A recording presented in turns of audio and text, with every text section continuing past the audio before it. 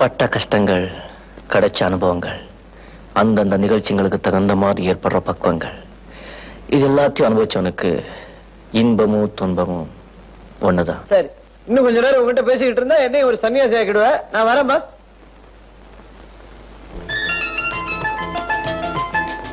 அகில இந்தியாவில் கிடைத்ததற்கரிதான பெரிய பட்டமும் பாராட்டுகளும் கிடைத்தன. கடவுள் தொடர்ந்து ஒருத்தர் கட்டத்தை கொடுக்கிறாருன்னா முடிவில் அவனை ஏதோ ஒரு நல்ல காரியத்துக்காக தயார் பண்றான்னு அர்த்தம். பிரிந்தவர்கள் கூடினார்கள்.